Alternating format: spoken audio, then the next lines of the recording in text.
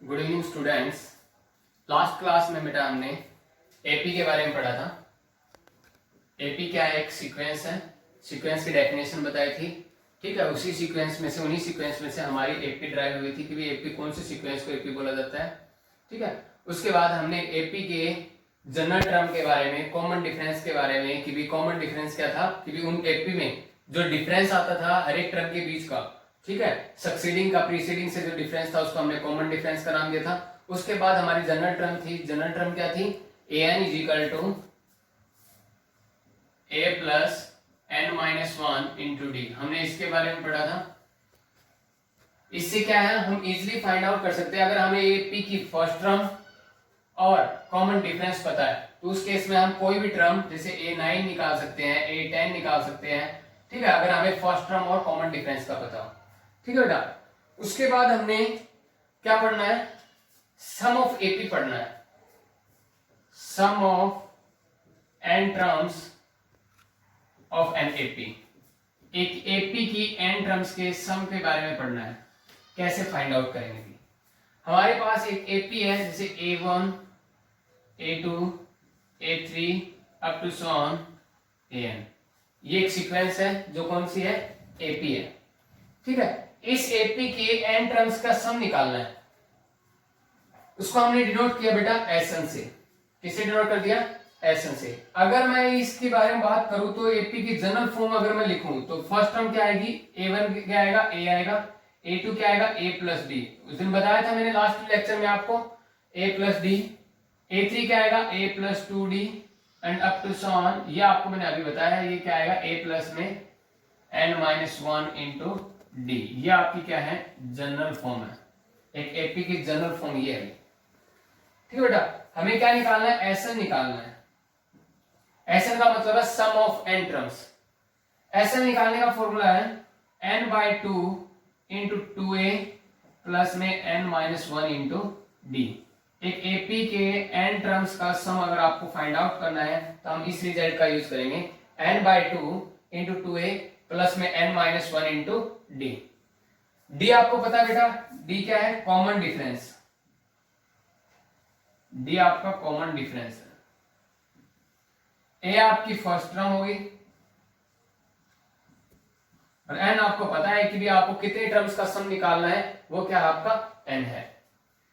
ठीक बेटा, इसी से जब आप एक और फॉर्मूला बनाए S N is equal to N by two into में आप टू ए को ए प्लस ए लिख सकते बेटा, plus N minus one into D. देखो बेटा, ये a प्लस में n minus one D, a plus में n minus one into D, ये क्या होता है आपका an। तो n by two into a plus में an। इसका मतलब क्या बना? n by two into first term plus last term. अगर आपको एक एपी की फर्स्ट टर्म, अगर डी की बजाय आपको क्या गिवन हो? फर्स्ट टर्म और लास्ट टर्म गिवन हो। इसमें तो क्या था, आपको फर्स्ट टर्म और कॉमन डिफरेंस यानी डी की वैल्यू पता हो तो आप ये वाला रिजल्ट यूज करोगे। लेकिन अगर आपको फर्स्ट टर्म और लास्ट टर्म का पता हो तो आप सीधा इस रिजल्ट का भी यूज कर सकते हो। S N is equal to N by two into में फर्स्ट टर्म प्लस में लास्ट टर्म। इसी को हम ऐसे भी लिख सकते हैं S N is equal to N by two. Books में कई बार ऐसे भी डिनोट कर देते हैं, फर्स्ट टर्म को तो ए से डिनोट करके एन ए एन की जगह क्या है हम एल यूज कर लेते हैं। एल का मतलब क्या है? Last term. एल यहाँ पे क्या है? Last term. ठीक बेटा, तो आप ये वाला जब यूज कर लोगे जब आपको फर्स्ट टर्म और कॉमन डिफरेंस पता हो। ये आप जब यूज कर सकते हो जब आपको first term and last term पता हो। तो उस केस में आप क्या है, एपी के एन टर्म्स का अगर आपको सम निकालना हो, 10 टर्म्स का, 15 टर्म्स का, जितने भी टर्म्स का सम निकालना है, उस केस में आप ऐसा इसके हेल्प से निकाल सकते हो। ठीक है बेटा, जैसे फॉर एग्जांपल आपको एक एपी गिवन है 5 9 13 एंड अप टू सो। ठीक बेटा, देखो यहां पे कितने का गैप है? 4 का गैप है। a2 माइनस डी कैसे निकलेगा? a2 minus a1। a2 की वैल्यू 9 माइनस 5, a1 की वैल्यू कितनी है? 5। 9 माइनस 5 कितना हो गया? ये 4 आ गया। और इसमें मेंशन कर रखा है कि फाइंड S15 निकालना है, 15 टर्म्स का सम निकालना है। आपकी फर्स्ट टर्म बेटा 5 है, आपके पास डी आ गया आपका 4, तो आप निकाल सकते हो S15 इजिली फाइंड आउट कर सकते हो इस वाले फॉर्मूले से। n की जगह आएगा ये 15 बाय में ये 2 आपका एज इट इज है, इंटू में फर्स्ट टर्म आपकी कितनी है 5, 2 इंटू 5 प्लस में n-1 यानी 15-1 इंटू डी की वैल्यू बेटा आपकी 4 है, 15/2 इंटू में 2 5 10 प्लस 15 में से 1 सब्ट्रैक्ट करेंगे 14 इंटू में 4, ये अगर आपका इसमें से अगर 2 कॉमन ले सकते तो ले लो, 15/2 इंटू 2, ये जब 2 कॉमन आ जाएगा यहाँ 5 बच जाएगा, प्लस में 14 यहाँ से 2 चला जाएगा तो क्या बच जाएगा ये 2 बच जाएगा, 14 2 जा 28, ये 2 से 2 कैंसिल, 15 मल्टीप्लाई 28 प्लस 5 33, इसको मल्टीप्लाई कर लेंगे, 15 3 जा 45, 4 कैरी करेगा, 15 3 जा 45, 45 और 4 49, ये आपका क्या आ गया S15 आ गया बेटा, ये आपका क्या आ गया S15। तो आप क्या कर सकते हो कि भी अगर आपको n टर्म्स का सम निकालना या फिर 10 टर्म्स का या 15 टर्म्स का, उस केस में आप क्या है Sn का इस रिजल्ट का यूज कर सकते हो और इस रिजल्ट का यूज कर सकते हो। मैं कई बार रिपीट कर चुका हूँ, ये Sn का ये रिजल्ट जब आप यूज करना जब आपको फर्स्ट टर्म और कॉमन डिफरेंस पता हो, ये वाला रिजल्ट जब यूज करना जब आपको फर्स्ट टर्म और लास्ट टर्म पता हो। ठीक है बेटा, उसके बाद है अगर आपको 3 टर्म एपी में माननी पड़ जाए, कुछ रिमार्क्स हैं इनको अच्छे से नोट कर लेना।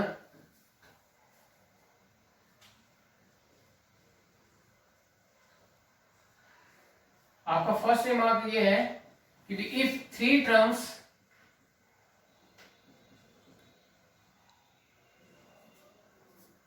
are in AP, then assume that these are, जब हम assume करेंगे कि वो 3 टर्म कौन सी है a minus D a plus D, आप ऐसे मानने की बजाय a plus B a plus 2d, देखो ये भी आपकी 3 टर्म है एपी की, आप इनको भी मान सकते हो लेकिन इनको भी मान सकते हो।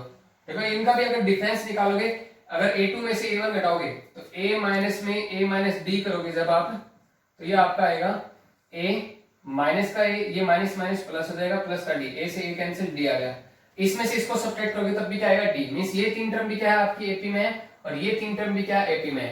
लेकिन मैंने इनको मानने के लिए क्यों बोला है, इनको मानने के लिए इसलिए बोला है क्योंकि जो आपके सम सोल्व करने में जो कंडीशन गिवन होगी, आप इनकी हेल्प से क्या है, इन 3 टर्म की हेल्प से उसको इजीली फाइंड आउट कर सकते हो। इस केस में आपका सम क्या है टिपिकल बन जाता है। ठीक है बेटा, तो आप क्या करोगे, अगर 3 टर्म आपको एपी में माननी होगी तो आप ये मानोगे a minus D a plus D. ठीक है बेटा, सेकंड रिमार्क क्या है अभी, आपका फर्स्ट हो गया, सेकंड है if 4 terms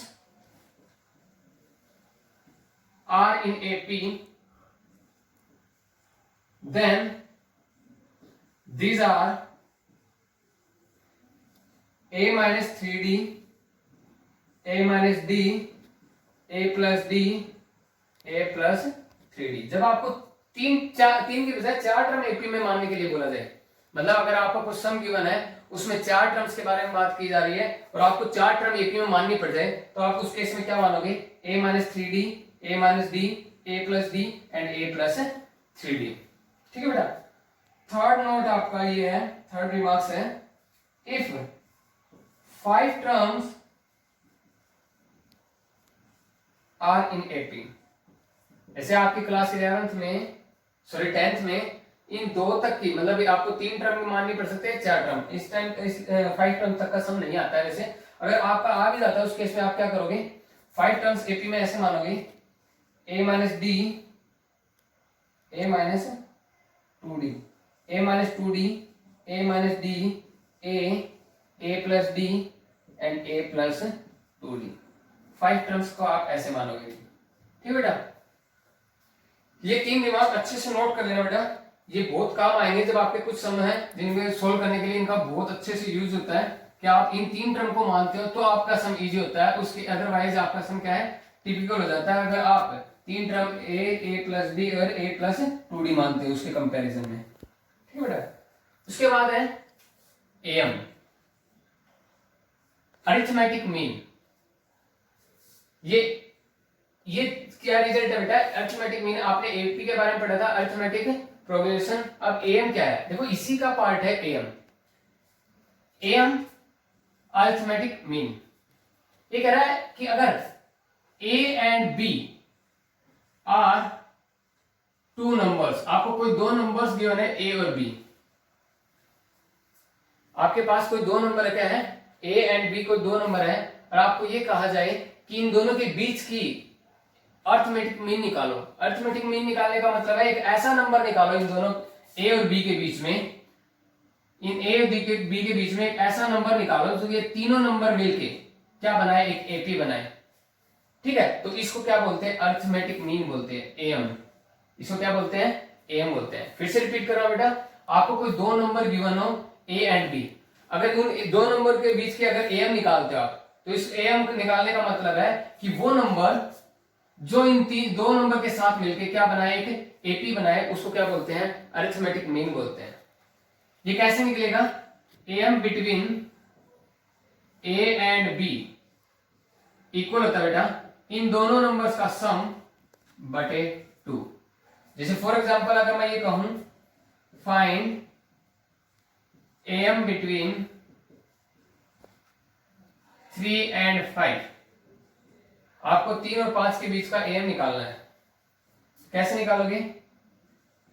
am between 3 and 5 is equal to इन दोनों नंबर्स का सम बाय 2।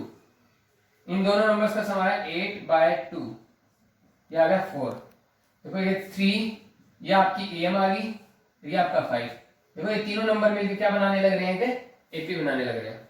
ठीक है बेटा, ये आपकी एएम है। मैंने आपको आज की क्लास में क्या है, एसएन के बारे में बताया, सम ऑफ एन टर्म्स के बारे में बताया, कैसे फाइंड आउट करनी है उसके बारे में बताया।